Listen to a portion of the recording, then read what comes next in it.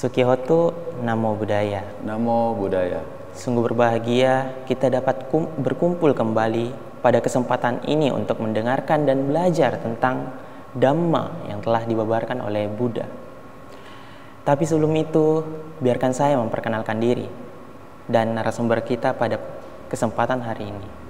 Perkenalkan, nama saya Selwin Pirono selaku pemandu acara pada kesempatan pagi hari ini, dan di sebelah saya ada narasumber kita yang luar biasa, Pandita Muda Insinyur Bumi Horas. Namo Buddhaya.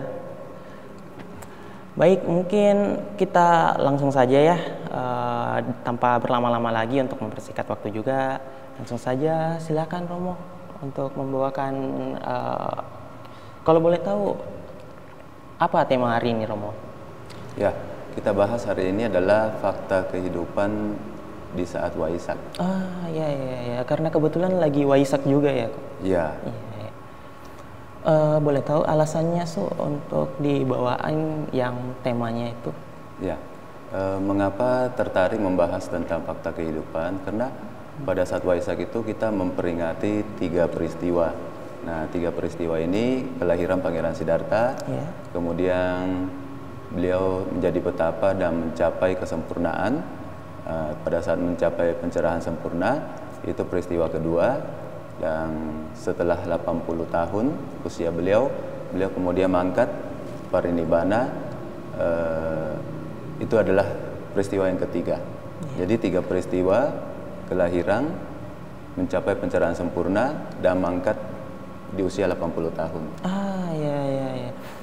Menarik ya, apa hubungannya kalau boleh tahu itu? Mungkin tanpa berlama-lama lagi, mungkin kita dengarkan saja langsung Dhamma yang akan dibawakan oleh Romo Bumi. Iya, terima kasih. Jadi sama seperti Pangeran Siddhartha yang mengalami kelahiran, kemudian menjalani kehidupan selama kurang lebih 29 tahun dalam istana yang mewah, yang sangat berbahagia. Beliau itu menjalani kehidupan sebagai seorang pangeran. Tetapi ketika mencapai usia 29 tahun dan melihat bahwa segala sesuatu yang berada di dalam lingkungan beliau itu adalah tidak memuaskan, tidak sempurna, beliau kemudian mencari cara untuk mengakhiri ketidaksempurnaan atau penderitaan itu sendiri. Jenuh ternyata ya. Jenuh. Nah, pada saat itulah beliau kemudian menjadi petapa, dan setelah melakukan penyiksaan diri selama kurang lebih 6 tahun, beliau mencapai pencerahan sempurna.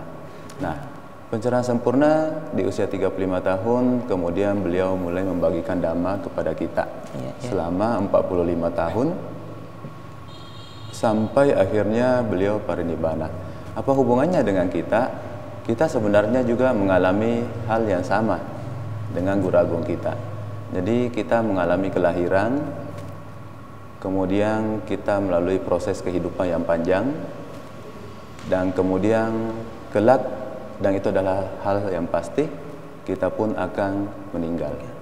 Nah, apa yang menjadi perbedaan adalah bagaimana kita mengisi kehidupan itu. Bagaimana kita mengalami proses kehidupan dari lahir sampai nanti meninggal. Nah, yang menarik adalah Pangeran Siddhartha tidak larut di dalam kebahagiaan duniawi yang dialami oleh beliau. Sebagai perumah tangga, kita biasanya kan larut dalam kehidupan duniawi. Kita memuaskan 5 indera kita dengan kebahagiaan duniawi. Mata senang melihat yang baik, yang indah. Hidung senang mencium bau yang harum, telinga mendengar suara yang bagus, mengecap rasa lewat mulut, dan indera sentuhan itu adalah sebenarnya hal yang wajar. Tetapi ketika beliau mencapai pencerahan, beliau kemudian membabarkan Dhamma bahwa mengapa manusia terlahir dan juga 31 makhluk di alam sansara mengalami kelahiran berkali-kali, itu adalah karena satu kata yang disebut sebagai tangha. Tangha ini adalah hawa nafsu yang selalu membuat makhluk itu kemudian terlahirkan kembali. seperti itu. Jadi perbedaannya adalah pesan yang beliau sampaikan sebenarnya beliau sudah memenangkan pertandingan. Pertandingan. Ya, pertandingan melawan apa? Melawan hawa nafsu. Itu disebut juga pertandingan ya. Ya. Kenapa? Karena kita mengalami setiap hari demikian. Ya, jadi sebagai manusia yang masih sambuda katakan sebagai awam, putujana, kita pasti mencari yang bahagia-bahagia. Betul.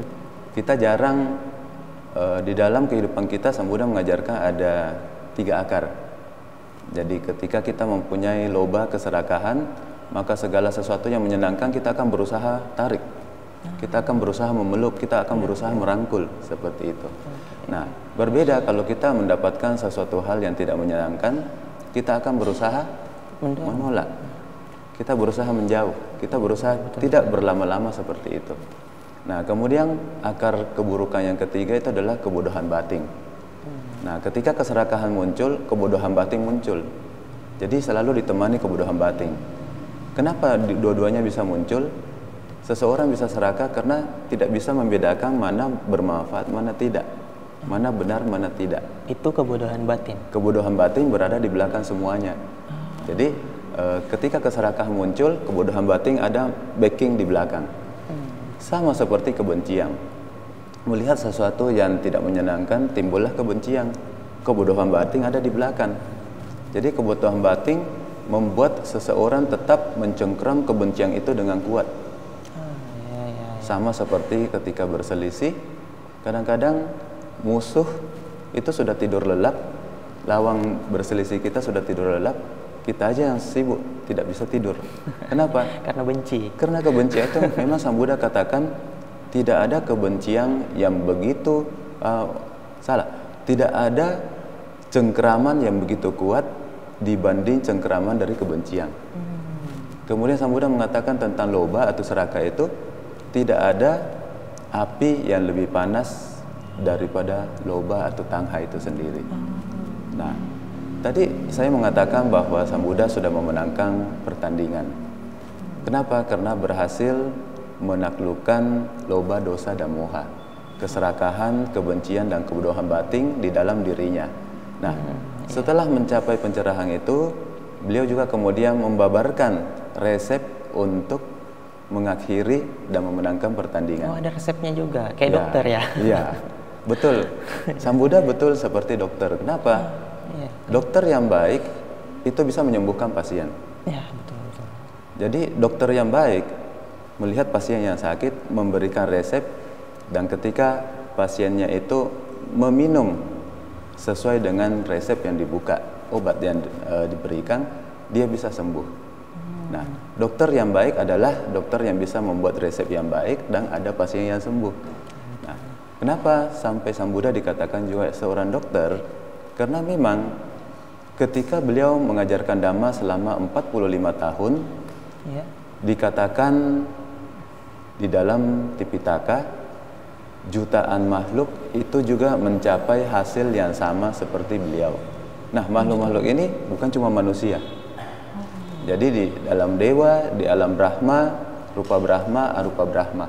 Nah, jadi sama seperti ketika beliau membabarkan Dhamma untuk pertama kalinya kepada 5 orang petapa. Nah, pada saat itu di alam manusia ada 5 muridnya. 5 muridnya inilah satu mencapai pencerahan tingkat pertama. Kemudian 2 minggu kemudian ketika dibabarkan Anatta Lakhana Sutta, nah, kemudian 5-5-nya mencapai kesucian. Tetapi pada saat pembabaran Dhamma yang pertama, Dhammacakkappavattana Sutta, bukan cuma satu, di alam manusia cuma satu, tetapi dikatakan ada 80.000 makhluk di alam Brahma yang juga mencapai tingkat kesucian. Wah, luar biasa ya. Dengan hanya dengar dari Dhammacakkappavattana Sutta betul udah sekali. Apakah bisa seperti itu di saat sekarang ini? Iya. Nah, sampai saat sekarang ini memang setiap makhluk mempunyai timbunan kebajikan yang berbeda-beda. Betul. Artinya ketika bisa terlahir di alam pada saat masa Buddha Gotama, itu adalah satu keberuntungan. Kenapa? Karena pada saat membubarkan Dhamma selama 45 tahun itu, Sang Buddha mempunyai rutinitas kegiatan sehari-hari. Nah, antara lain beliau dari jam 4 sampai jam 5 subuh itu beliau melihat siapa yang bisa dibantu. Ya. Siapa yang bisa dibantu dalam arti yang memang timbunan kebajikan makhluk itu mendukung. Iya. Nah, sehingga beliau akan kemudian turun melakukan pembabaran Dhamma atau melakukan berbagai tindakan yang akhirnya bisa membantu makhluk tersebut untuk mencapai kesucian. Nah, dalam rutinitas 24 jam sehari-hari beliau, setiap hari juga beliau memberikan Dhamma, memberikan dorongan, memberikan motivasi, dan memberikan cara-cara kepada umat awam yang datang. Itu biasanya sampai jam 10 pagi. Jam 10 malam. Oh, ada jadwalnya juga. Dari jam 6 malam sampai jam 10 malam. Nah, pada saat jam 10 malam sampai jam 2 subuh itu gilirannya para dewa yang turun. Bisa seperti itu. Ya, dan beliau setiap hari itu cuma menghabiskan waktu untuk tidur 1 jam. 1 jam? 1 jam. Cukup untuk Buddha, Romo? Betul. Kalau 1 jam. Kenapa? Karena sains sekarang bisa membuktikan bahwa waktu tidur itu belumlah membuat seseorang sehat, tetapi yang membuat sehat itu seseorang adalah kualitas dari tidur itu sendiri. Ya. Jadi kalau beliau sebagai orang yang kekotoran batinnya sudah hilang, 1 jam untuk seorang sama Sang Buddha itu cukup. Dan itu beliau segar kembali. Kita mungkin bisa tidur 10 jam, tapi pada saat kita batin gelisah bolak-balik karena moha juga bekerja. Dan loba, dosa, moha bisa bekerja sendiri. Tidak ada keserakahan, tidak ada kebencian, tetapi kegelisahan muncul sendiri, banyak kekecewaan, banyak banyak pikiran, pokoknya macam-macam. Itu bisa muncul sendiri. 12 jam tidur, kualitas tidur tidak bagus, tetap ketika bangun seseorang tidak akan segar. Nah, luar biasanya Sang Buddha, seperti tadi Kak Solin mengatakan bahwa beliau itu seperti seorang dokter. Memang betul. Jadi dokter yang baik bisa memberikan peta jalan yang kita kenal sebagai jalan mulia berunsur 8. Nah, jalan mulia berunsur 8 ini ketika murid-muridnya mempraktekkan, itu akan mencapai tingkat kesucian yang sama seperti gurunya. Dan uniknya mereka mencapai pada saat mereka masih hidup. Kan seperti dia udah mencapai, Romo.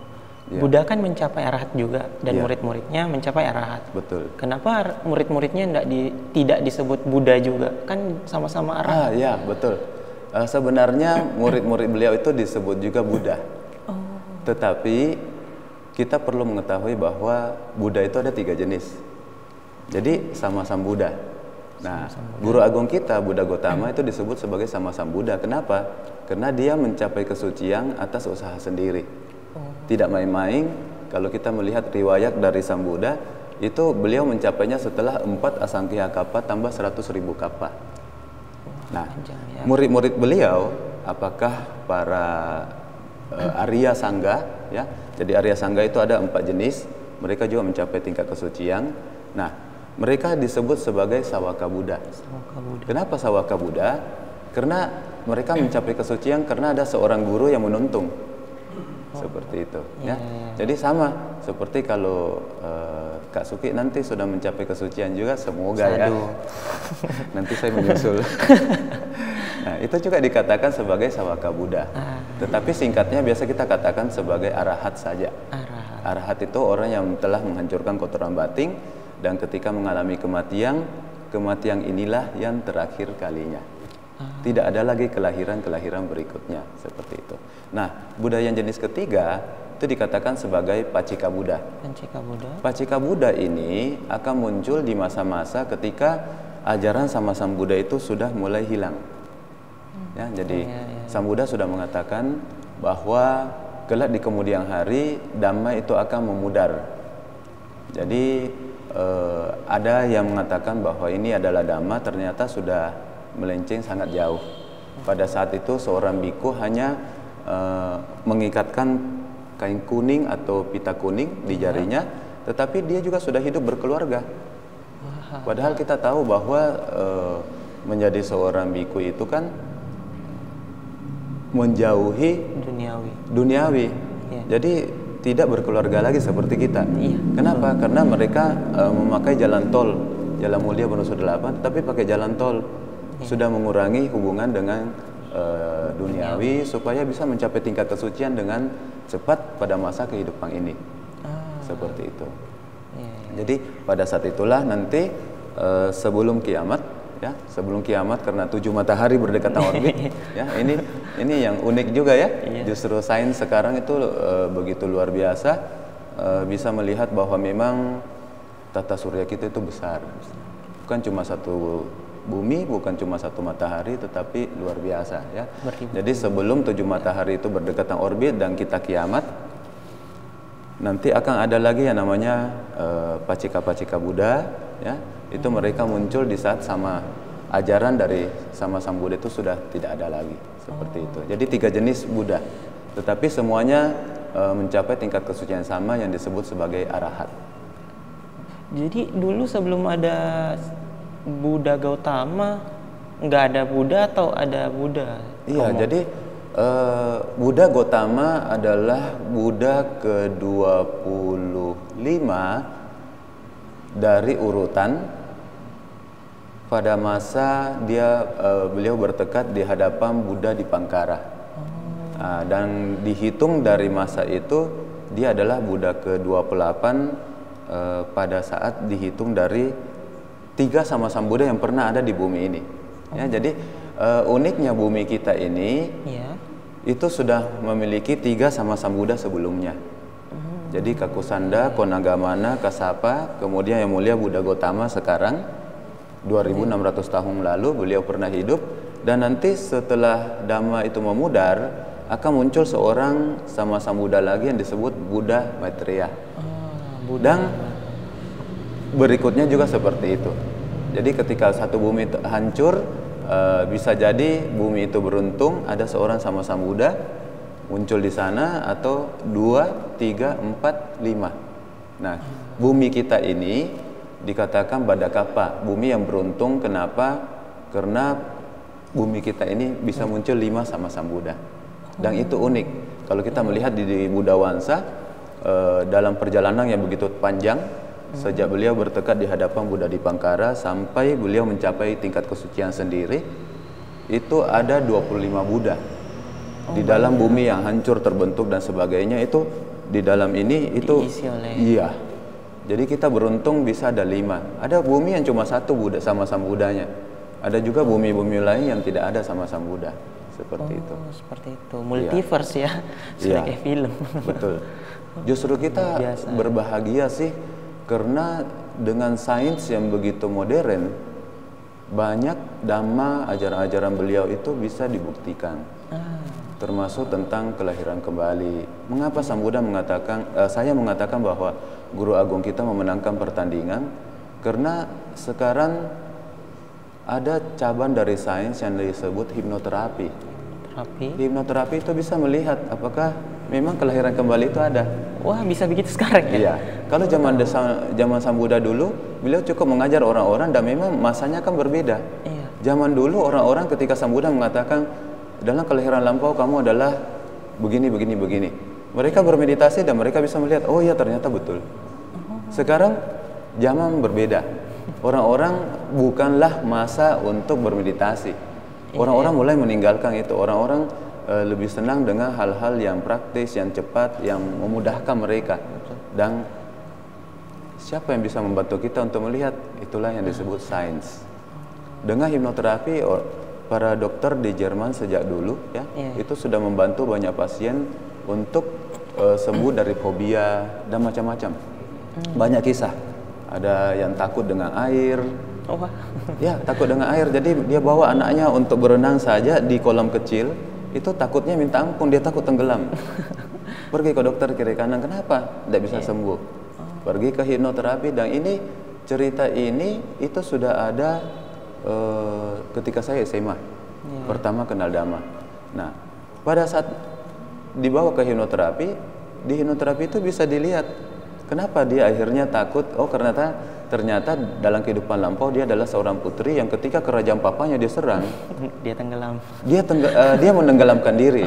Kenapa dia menenggelamkan diri? Karena dia tidak mau raja yang mengalahkan papanya, membunuh papanya, kemudian membuat dia jadi selir. Seperti itu. Jadi lebih bagus dia tenggelam, menenggelamkan diri, dia akhirnya punya trauma terhadap kolam. Kembali lagi itu yang di 3 itu, yang ketamakan, keserakahan, kebodohan batin. Ya. Kan serakah itu kita mau semua gitu. Ya. Bagaimana kalau serakahnya saya mau semua buku-buku tentang Buddha gitu, terus saya tidak baca bagaimana? Kan yang penting serakahnya tujuannya baik. Gitu. Ya. Gimana Jadi itu? sebenarnya ketika kita belajar Dhamma itu juga harus bijaksana dalam tanda kutip. Ya. Kadang-kadang kita serakah mengumpulkan sebanyak mungkin buku, tetapi kita tidak baca. Iya. Kadang-kadang kan ada persepsi bahwa ketika kita ada kebahagiaan ketika mengumpulkan. Iya, betul. Nah, tetapi yang sebenarnya Sang Buddha pernah mengatakan bagi seorang yang hidupnya 1 hari tetapi mempraktikkan Dhamma, itu jauh lebih bagus daripada hidup 100 hari tetapi hidup dalam ketidakwaspadaan. Nah, sebenarnya ini adalah analogi yang bagus. Ketika kita punya buku yang banyak, alangkah baiknya sebenarnya ketika buku itu memang kita baca. Karena itu pasti lebih bermanfaat. Iya. Karena dibanding kita menumpuk buku begitu banyak, itu tidak akan menjadi bermanfaat. Seperti itu. Udah panjang lebar tadi, udah bagus banget apa yang diajarkan. Mungkin kita tahu, cuman belum sadar aja setiap hari. Ternyata ada aspek-aspek dan hal yang tanda kutip tidak seperti itu, tapi kita laksanakan, kita tetap lakukan gitu, meskipun tidak benar juga. Luar biasa sih untuk ceramah hari ini, Romo. Dan mungkin boleh minta kesimpulannya, Romo, dari Dhammanya. Jadi kesimpulan dari hal yang kita perbincangkan hari ini itu adalah Sang Guru Agung sudah memberikan kita satu contoh bahwa beliau juga mengalami kelahiran berkali-kali sama seperti kita, tetapi beliau berjuang mengisi hari-hari beliau sehingga ketika beliau wafat di usia 80 tahun, beliau telah menjadi seorang guru yang luar biasa yang bisa memberikan kita peta jalan mulia berunsur 8, sehingga ketika kita dan murid-murid sebelum kita itu mempraktekkan jalan mulia berunsur 8, kita bisa juga memenangkan pertandingan, mengakhiri penderitaan dengan mencapai jalan mulia berunsur 8. Hasilnya adalah mencapai kearahatan juga. Nah, kenapa dikatakan mencapai kearahatan, memenangkan pertandingan? Karena ketika seseorang masih terlahirkan, maka dia akan mengalami tua, sakit, dan mati, dan itu terjadi berulang kali, dan itulah penderitaan. Seperti itu. Jadi Sang Buddha mengatakan, marilah kita praktek jalan mulia berunsur 8 agar kita bisa juga mengikuti jejak kaki yang beliau telah tinggalkan. Demikian kesimpulannya. Anumodana dan terima kasih Romo sudah memberikan kesempatan diri untuk membawakan ceramah pada kesempatan kali ini. Mungkin sekian untuk pembaharan Dhamma yang kita dengar pada kesempatan kali ini.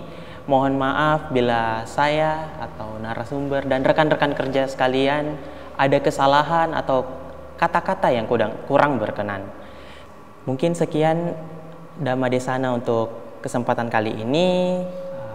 Sebelum saya menutup, terimalah salam kasih dalam Dhamma, Sukihoto, Namo Buddhaya. Namo Buddhaya. Tapi sebelum itu, marilah kita sama-sama mendengarkan lagu Buddhis yang akan dibawakan oleh Etelin yang berjudul Tekad Siswa Sang Buddha.